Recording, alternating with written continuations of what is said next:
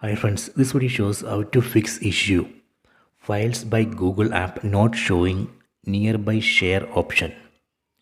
Please don't forget to subscribe this channel. Please like and share the video. So let me open files by Google app. Tap on this files app icon. So you can see it's not showing that nearby share option. So I will show you how we can fix it. Just turn off of the app, then tap and hold on this files app, then tap on this app info button, tap here. So here you can first force stop, tap on force stop.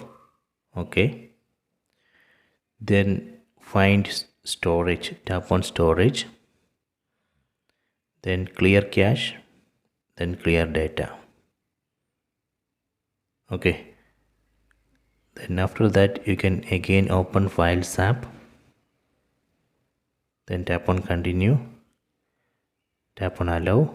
See, now it shows nearby share option. See, so this way we can fix this issue.